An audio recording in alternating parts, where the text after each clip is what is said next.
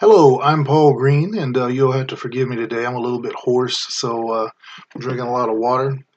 But I'd like to welcome you to our video on conceptual learning and how it would apply to martial art teaching. I'm going to start off talking about conceptual learning versus global learning, then give you a couple of examples of conceptual learning and how they work as well. And then what I want to do is tell you how to find your own concepts in what you're already teaching, the process, to locate them. And then I want to talk about, just kind of tying it all up and giving it a direction to help you from wasting your time on a bunch of stuff you don't really need to. Conceptual learning is more of a big idea kind of thinking. It's an idea that governs over. It's like a wide arching thing. Um, for example, you would have a concept and you would have a bunch of techniques that would be based on that single concept.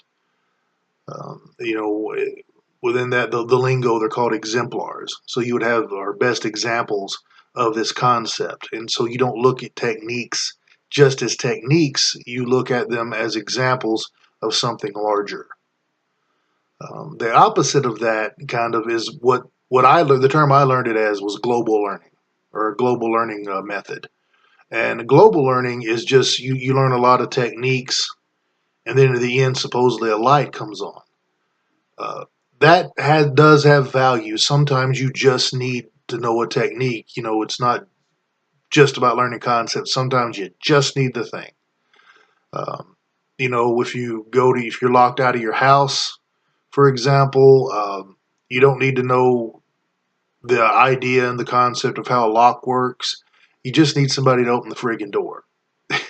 And so, so it does have some value. I'm not saying that, just learning a technique is a bad idea. It's not.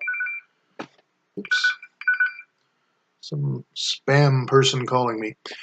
All right. So, anyway, I'm back. And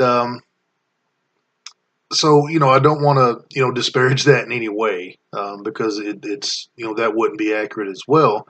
But it's been my personal experience. Others may have had different experiences, but my personal experience is that a lot of times using a global learning method, at the end, that light doesn't come on. And you just have a bunch of random things that don't go together.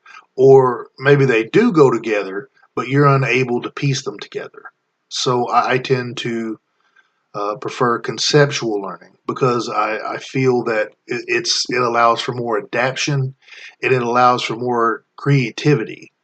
Um, so that's my personal preference, and that's what we're going to talk about today.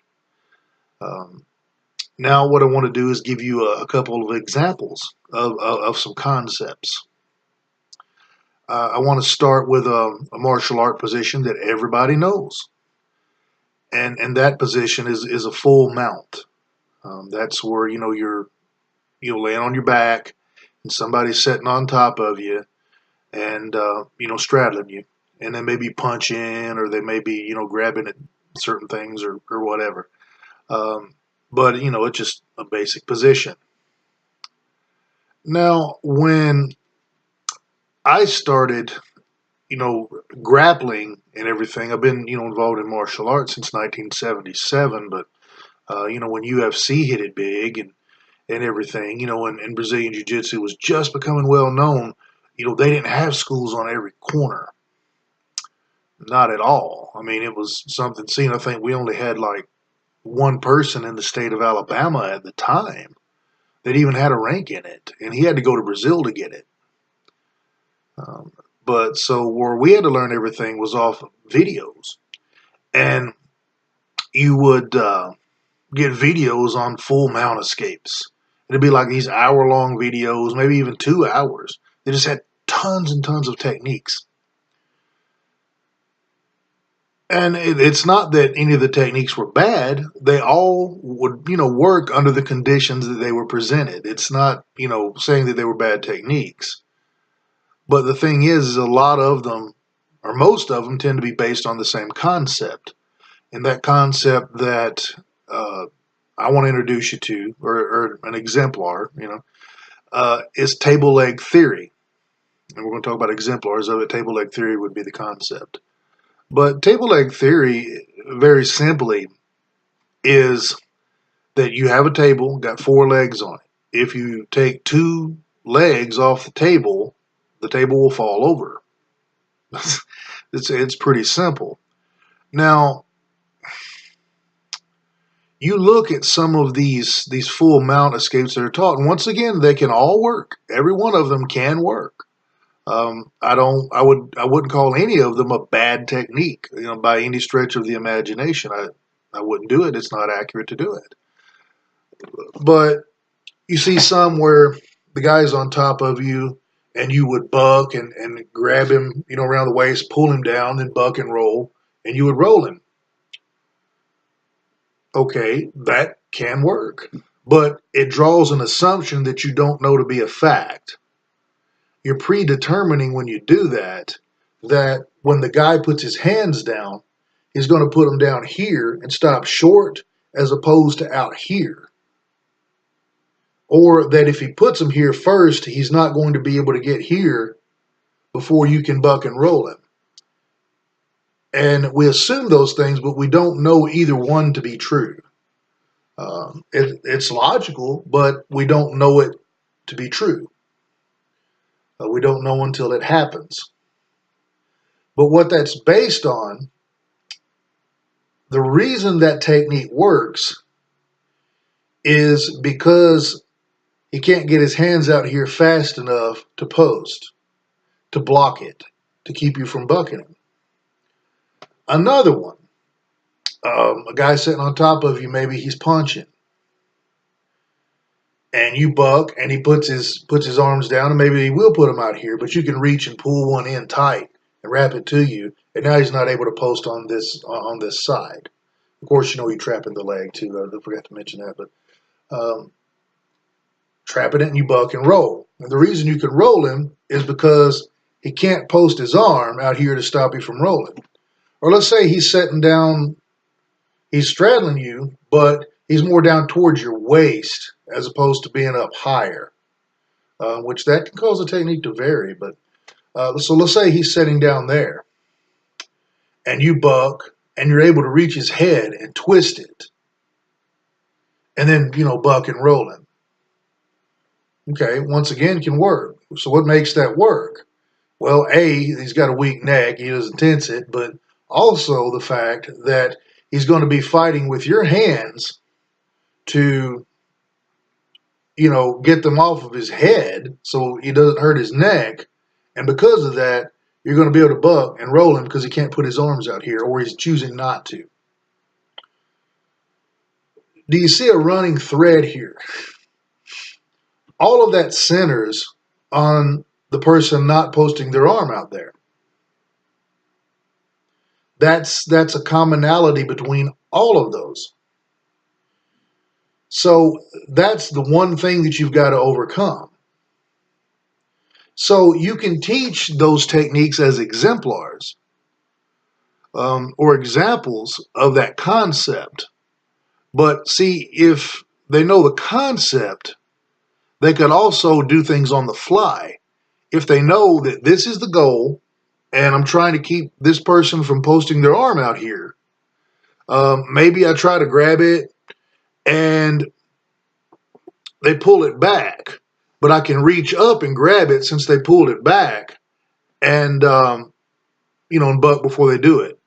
Or maybe even, a fun one, don't do it to girls in training. That's a lawsuit. But guys, reach up and twist a nipple or something, just to mess with them. They reach to grab for your hand, you buck and roll them. So it's even not so much about trapping the arm as it is making them not post it, and that's table leg theory. And those are some, that's a good concept that you can work off of, as opposed to just teaching 3 or 4 techniques. They're still able to do 3 or 4 techniques, but if you approach it from that perspective, they can also do a lot more, and it can help them, come up with things that fit their own body, and adjust things to their, own personal physical needs.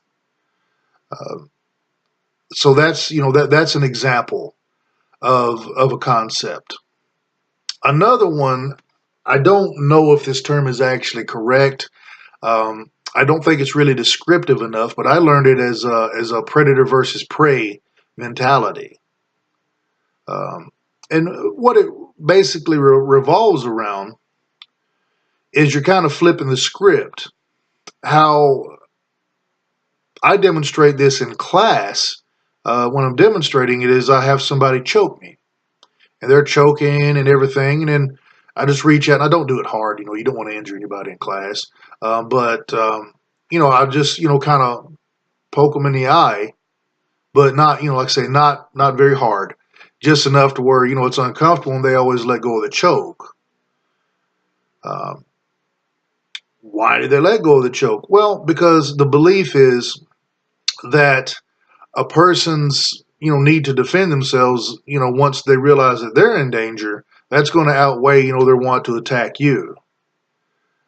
Anybody can do something if they don't have anything to lose for it, but if they decide if they feel like they're going to lose something and they're in danger, it's going to change their thinking. Where we tend to use this is, you'll see things like a self-defense course. We used to call them women's self-defense courses, but really there's no such thing as women's self-defense. Good self-defense is good self-defense for everybody. It's really not gender specific. But back then, that's the way it was, and we learn as we go, and we get better, and we adjust our thinking accordingly. But um, people would do these self defense courses, and they get these people in for a day, um, and they would teach them all these techniques. Well, they're not going to practice them. It's almost the same dilemma as you see with defensive tactics courses. They may even practice them less and forget a bunch of them. Well, if all they have is techniques, and any technique can fail, it doesn't matter how good it is. There's no such thing as a technique that can't be beaten. It just doesn't exist. It may be some that we haven't figured out a way to beat them yet, but there's a way to beat them. Okay? So, all they got is techniques, and then they get in that position, and they can't recall the specific technique that goes with that very specific position that you taught, they're in trouble. So, what we've done to simplify it is we just came up with target acquisitions on the body. Eyes, ears, you kind of counted the nose and the eye area, because if you hit somebody in the nose, their eyes water. And throat. If you can't get to those, you have lower targets. The soft skin of the inner thigh, a lot of times, it's really sensitive. And of course, the groin. Um, Now, I'll go ahead and say, before we get started, the groin isn't always the best target. I see that taught in a lot of, self-defense things. Oh, if you just hit them in the groin, you drop them. Not true. No. Um, if and it based that on joking around with their buddies. We used to do this, and of course it's horrible, but when we were younger, we didn't know any better. You sit there talking with your buddy, and you decide you're going to get him, and you might take your finger and like thump him, down there, and man, it just drops him. However, the physiology is different if somebody's just standing there and relaxed, and you pop them one, versus someone who's got a lot of adrenaline and a lot of testosterone going through them. They don't react the same way. Now, you can maybe attack the groin to get somebody to kind of, a rock forward, because they don't really like people's hands down there, regardless of whether it's going to hurt or not. The hand shouldn't be there. So you can do it to get a reaction to set something else up, but don't 100% depend upon a groin strike to drop somebody, because a lot of times it's not. You can't put all your eggs in that one basket. But anyway, I digress. It's a little bit off track. But the point is the way that we would run those self-defense classes is we would take, the folks and we would put them in different positions and just say, okay, fight to hit these targets. And they would. They work great. I would add, there's a couple little, body dynamics and things that you may need to learn on the ground that, aid in changing your position and making it more favorable for you to keep you from getting in trouble. But outside of that, you could just teach those 5 things that people could easily remember, going for targets and positions that they're all familiar with. Uh, Instead of like teaching, well, you move this way, and then over there you got to move this, and when then this moves here. No, I mean you'll do that empirically. If a person, it's just about orienting yourself. Um, so what happens is that basically they're attacking you, well, you attack them, and they start defending or back off, and then that gives you the space that you need to escape. And that's the idea of kind of a predator versus prey mentality, or script flipping, or however you want to look at it. But those are 2 concepts, and then the techniques that come out of them, of course, would be your best examples or your exemplars of the concept. But the thing is, if they understand the concept, they can do other things. And we'll talk about goal setting, towards the end, to kind of give it direction to where, everything will make a little bit more sense. Now, what I want to talk about next is how to find the conceptual base for what you already have. Not, I mean, those 2 concepts were taught to me, but there's still a process for finding them in what you already do. If you're teaching something that's just techniques and you want to streamline it, how to find the concept. Once again, I'll go back, to the full mount situation. You could use it in defenses against punches too, or whatever. But what you do is you look at the techniques that you teach, or the attacks that you're defending against, and then you think about what your defense is going to be, or all the defenses that you can have for them, and you start tossing things, because what you want to do is you want to look for a defense, or look at these attacks and look for the commonalities between all of them, and look at the commonalities between the defenses that you teach, and find the tie that binds them. There's going to be something that's common about all of them. And that's what you need to find. And when you find that, you kind of have your concept. And then you can take that concept and streamline. And maybe you don't need as many techniques. Maybe you teach less techniques. But you have that concept that they can build and kind of come up with their own, thing that's a little bit more adaptive, that's a little bit more fitting to them. And you kind of reverse engineer it that way. So you look at that and you find the commonalities between them. And that's really important. Don't look at just, the attacks that you've made the defenses for. Look at uncommon attacks that may not happen very much. You know, you don't want to be that guy that's like, well, no, I'm not going to, you know, teach, defenses against that because nobody does that, or that doesn't happen very often, or whatever. You don't want to be that guy. That's what followers say, not leaders. That's not, a good guy, to get behind. Um, if going back to the full mount stuff, if I had just looked at the technique, and it was my technique, let's say where I buck and guy puts his hands down like this, or I wrap him around the waist and pull him down and then buck and roll. And I just looked at that, and that was my thing, for like a full mount. Well, then it would have ended right there. There would have been no finding of a concept.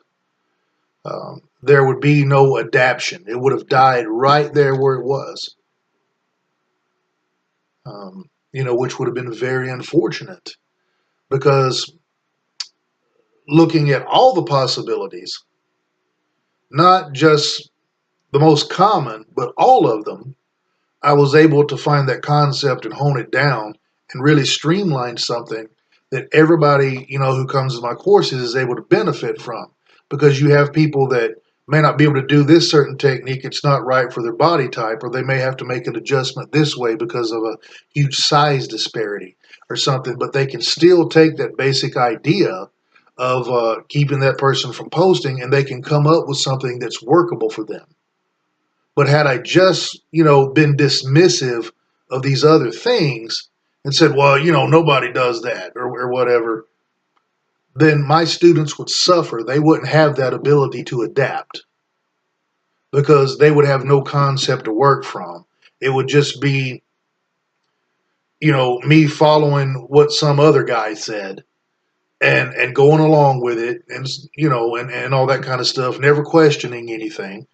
And like I said, my students wouldn't benefit because the moment that they got into it with somebody and somebody was fast enough to put their hands here, then move them there before they could buck them. Maybe they were a bigger person or something like that. Um, my students would be in a lot of trouble. I would have got somebody hurt, and there's a certain arrogance to that that's really, really unseemly of somebody, oh, well, that nobody does that. That's, I'm going to do it this way. I don't, no, that's the wrong way of looking at it. If I look at all the possibilities that I can think of and I can find a commonality between them, I can break that down and I can get a really great concept that my students, can take and build from it and have some things that are going, to help them as individuals in a situation because we're not all the same height, we're not all the same weight, we don't all have the same strength level, we don't all have the same endurance level. So, forcing a square into a round hole isn't a very good idea. You want them to be able to adapt, and being able to adapt is very important to me. That's why the actual word adaptive is in my course. STAR method, Stonewall Tactical Adaptive Response. Um, so that's kind of how you reverse engineer it. You look at the ending of it and you backtrack it and you look for commonalities, but look at all the possibilities, not just that's the most common, because that's going to lead you to a confirmation bias. And that's, you get into things that become more about somebody's ego as opposed to, helping someone and really doing it. You don't want to, buy into this system or that system of techniques or whatever. Any technique can fail. And it's important to look at how and be proactive at discovering solutions for those. So, we've covered what conceptual learning is, given a couple of examples of conceptual learning, and then a way to reverse engineer to find the concepts in what you do. Now, let's give it a direction. Um, remember this phrase: the goal dictates the strategy. So you have this concept. And remember, I hate to keep referring back to the same one, but it was, one of the examples of, the full mount thing. Our goal is ultimately to get this person off the top of us, and the way that we do that is keeping them from posting, posting their hand. Um, the goal must always dictate the strategy. Uh, Used to, back in the day, many years ago, when I worked like in corporate life and that type of thing, we used to have meetings with the president of the company. And he would always, be real careful, to let us know, hey, let's keep your eye on the prize. Don't get what you call scope creep. That was the term that he used, scope creep. And what scope creep was, or I guess still uh, is that you have this goal here, and you're working towards this goal, but then you see this thing, so you break off to work on this thing, or you work on this thing, or you work on this one, and eventually, you never actually get to the goal. You're too busy putting out fires along the way. Whereas if you just went straight to the goal, it would have took care of all of this. And he would always warn us against that when we were fishboning out ideas and that type of a thing. So your goal dictates the strategy. So you have your techniques, and this will also help you reverse engineer and find your concepts. What is your goal? What do you want to accomplish? And then you get to anything that does not directly work towards achieving that goal doesn't need to be part of your strategy. It needs to be tossed, at that point, at least for that context. I mean, maybe not forever, but maybe it can go somewhere else. But it doesn't fit into that for now. And so you basically keep your eye on the prize. So you have techniques now, and you have the goal that you want to accomplish, and you use that. It's like, okay, what are the commonalities between this, and I've got to get to this goal. And then you start streamlining, and knocking off stuff here and there, and that will help you get to it, and will make you much more efficient.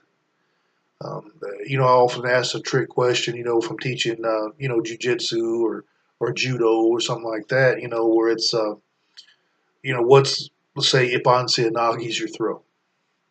You're learning Ippon Seoinage. Okay, what's the goal of Ippon Seoinage? Why are we doing Ippon Seoinage? Well, we got to get this technique down, and this type of thing. Usually some kind of answer. No, no, that's not it. What? You know, it's not. The goal of Ippon Seoinage is to throw a guy on the ground. The goal of any judo throw is exactly the same. Throw the person on the ground. You know, the the throw itself is just a possible tool that you could use to do it. The ultimate goal is to throw them on the ground. But people get hung up on certain things, and they shouldn't. You know, your goal always dictates your strategy. If what you're doing is not moving you towards the goal you want to accomplish, don't do that. Do things that move you towards your goals. So you have, these concepts, and, you have your conceptual learning, but you want to do something with it, and a lot of times this goes without saying, but, as with the judo example, people get hung up, on those types of things. So that's, how, I would end this is, with goal setting. So we know that conceptual learning, just as a review, um, conceptual learning differs from global learning because it's more of a big idea thinking that things can come from organically as opposed to learning a bunch of things and waiting for a light to come on. We also, have two examples where you have a concept and then you have exemplars, of that concept. Would be the varying ways, let's say, of escaping a full mount, using the idea of not letting the person post the arm, the different ways of doing that. Uh, we also have a way to find our concepts, which is to find commonalities between the attacks, and this will help us, get rid of some of the defenses that don't work for it, because the end game, of course, is the goal, and you don't want something as part of your strategy that's not moving you towards your goal. So I hope that that you've learned something. Luckily, this video didn't go too long. 30 minutes isn't too long. Any longer, I might have, cut it off and put it in two parts. The next video is going to be over, the physiology of teaching and long-term, short-term memory and how that factors into what we do. And then afterwards, the third video, or if it goes to a fourth one maybe, will be on sequential learning. And at the end of that video, we'll tie all three of these together in, one kind of big, idea. So I hope that you've learned something from this and, that you can apply it. I appreciate your time and I appreciate you sitting through this. I hope you have a great day. And hopefully we'll see you again for the next video. Thank you.